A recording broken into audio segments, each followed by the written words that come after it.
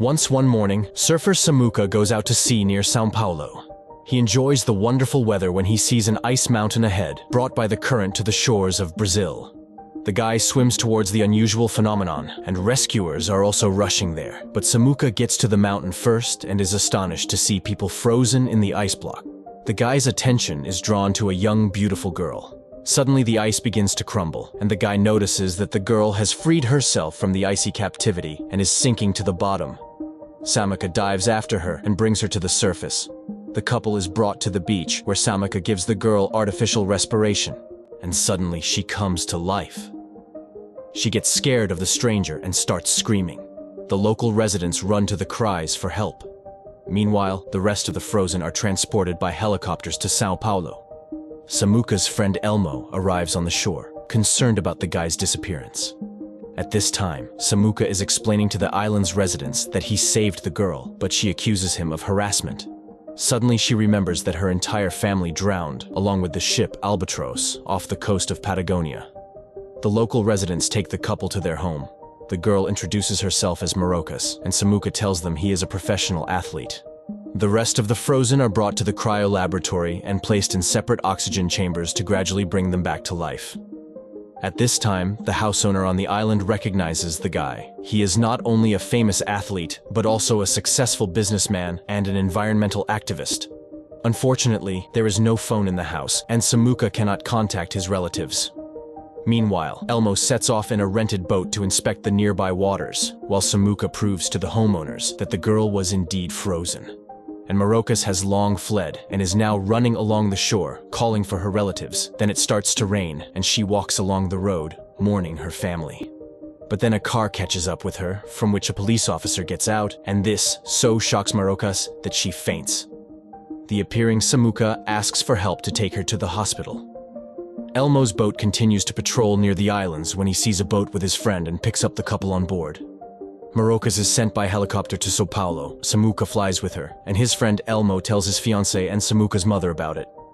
Finally, Marocas falls into the hands of doctors who reassure Samuka with the news that the girl's life is safe, and the guy sits by her bed all night, admiring her beauty. Meanwhile, scientists find out that the clothing of the frozen was made by hand. Moreover, the people have no traces of vaccinations, and one of the men has scars on his back from beatings. All this indicates that the people were frozen in the century before last. At this time, Marocas opens her eyes, which Samuka, sleeping at her bed, immediately notices. He reminds her that he pulled her out of the water and asks Marocas not to move, as she was in an artificial coma, which the doctors put her in to protect her brain activity. But Marocas takes this as an insult because she does not consider herself a fool and does not understand the meaning of some modern words. In general, she demands to meet her family. Samuka calms her down by saying that all her relatives are alive. But then Marocas notices the hospital clothes she is wearing, and again becomes anxious, demanding to return her dress and take her to her father and mother. At that moment, a black doctor enters the ward and Marocas, due to racial prejudice typical of the time, asks him to find her father. But then a woman walks in, a psychiatrist, and manages to calm the woman a little.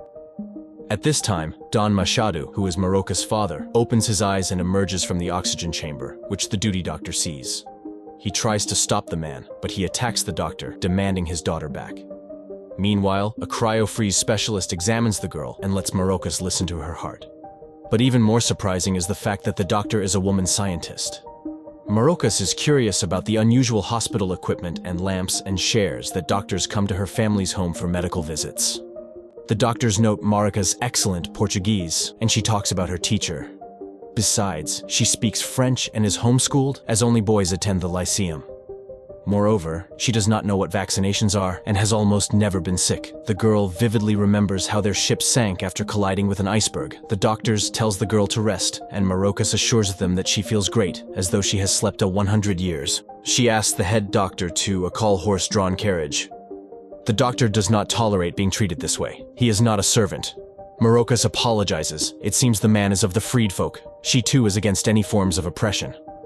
At this time, Don Machado finds his clothes and suddenly sees the rest of his family members. The man goes around each of them in turn and suddenly feels unwell. The medical staff call an ambulance, as there is no necessary equipment in the laboratory.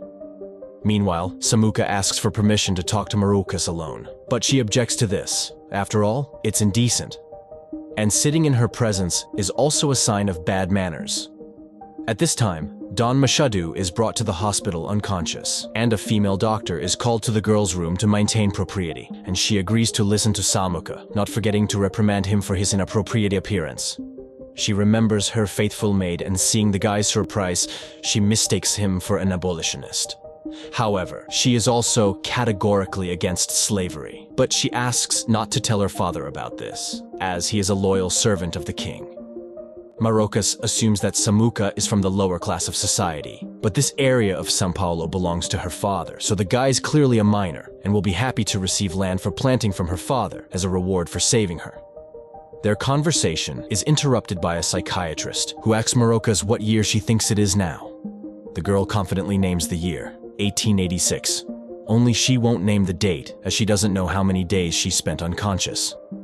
After hearing everything, Samuka instructs his lawyer to find information about Don Machado's family, who lived near São Paulo 132 years ago, and he categorically refuses to hand the girl over to scientists for study, as she is a living person. The psychiatrist also confirms that the girl's cognitive brain functions are in complete order. While the doctors and Samuka argue about the further fate of Marocas, she finds her dress and leaves the room. But at the elevator, the guy catches up with her and agrees to take her to her family, but with one condition. He shows her photos of her relatives in cryo chambers and tells her about the freezing, after which he confesses that he considers her a miracle and, blindfolding her, leads her outside, puts her in a car, and drives her to his apartment. In the meantime, Don Machado comes to in the clinic, and his neighbor, a black worker, Eliseo, appears by his side and promises the man his help in the search for his family, although he does not understand why people look down on him as someone inferior. He helps Machado find clothes and leads him to the exit, although the thawed man is constantly distracted by the surrounding wonders of the modern world. Meanwhile, Samuka brings Marocas to his apartment, where she takes off the blindfold and looks around curiously. The guy offers the girl to take a bath, but then the question arises about who will help the girl with this delicate issue. Samuka calls his mother, while Don Machado is convinced that he has died and ended up in hell, as there are no horses anywhere, and the unknown carriages, which are modern cars, might hit him at any moment. The man is barely persuaded to get into a taxi. At this time, Carmen arrives at her son's house and meets Marocas, who can't believe that this young lady is Samuka's mother.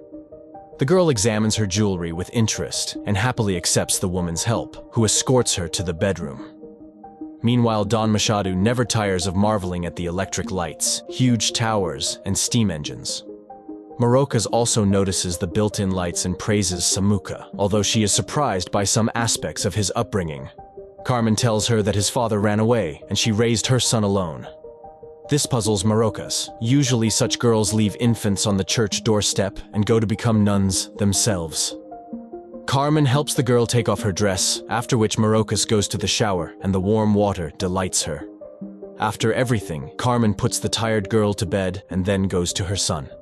At this time, Don Machado arrives at Eliseo's apartment, and having noticed the electric bulbs announces that he wants to meet his very influential guardian, because it is simply impossible that such people live in such lavish conditions. He walks around the small apartment, amazed at the running water from the faucet, and then sits on the toilet, enjoying its comfort. Eliseo's daughter takes him for a madman, but her father simply couldn't leave the poor man without help. Meanwhile, Carmen laughs at Samuka's stories, as believing in the possibility of freezing is just unreal. The girl is clearly insane. Meanwhile, Don Machado also succumbs to Eliseo's persuasion and lies down to sleep on the couch, and Samuka assures his mother that he would never allow Marocas to be turned into a lab rabbit. During the night, Samuka can't sleep, quietly sneaks into the bedroom where Marocas is sleeping and admires her. In the morning, the guy wakes up to a splash of water. The angry girl found him by the bed and splashed him with water from a glass. She trusted him, and he lay next to her all night. Carmen runs in at the scream and barely calms the enraged Marocas. They go to the living room, where Marocas sees a working coffee maker and instantly forgets Samuka's transgressions. Carmen admits she couldn't fully master it because she doesn't know English and couldn't read the instructions. Marocas asks to see them and immediately translates everything into Portuguese. The girl confesses that she knows several languages, and Carmen wonders where she came from. This question is echoed by Samuka's arriving fiancé, Betty, who doesn't like the girl's closeness to her fiancé. Marokas tries to explain that she didn't stay alone with Samuka, but Betty is very aggressive. Marokas asks not to insult her as Samuka enters the room. He also asks his fiancée not to make a scene for no reason, and agrees to take Marokas to her parents.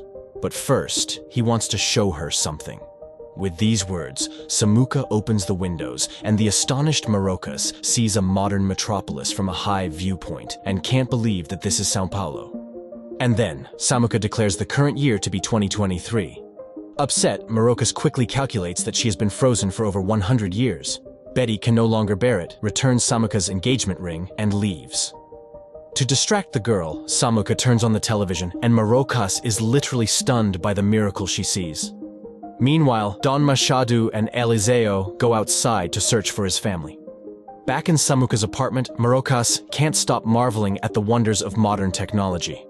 Amazed by the presence of electricity in homes, she then realizes that all her acquaintances have long since died. But the news that Brazil is now a republic and slavery has been abolished once again thrills her. However, right opposite Samuka's apartment window, a helicopter with journalists hovers, having finally found the frozen girl. They have to close the blinds, after which Marokas remembers her family again. At the same time, Don Machado also sees the helicopter, which thrills him. Samuka then puts Marokas in a car, now without a blindfold, and the girl is amazed by everything she sees. The asphalt, the flashing traffic light, and the advertising screens. Marokas is brought to the cryolaboratory, and she finally sees her relatives and close ones. She calls everyone by name, but then she discovers her father is not there. Meanwhile, he is infuriated that some machines don't give way to people and is keenly interested in how a motorcycle works. Later, Eliseo shows the man a newspaper with the publication date. This becomes a real shock for Machado. He rushes out onto the street, asking passers-by for the date and their location.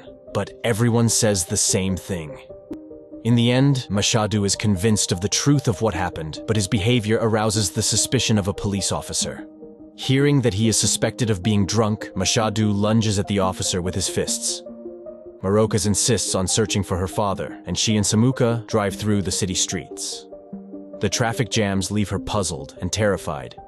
At the same time, the officer pulls out a gun, announcing Machado's arrest, which causes outrage among the bystanders. Just then, Samuka's car ends up on that street, and Marokas finally reunites with her father.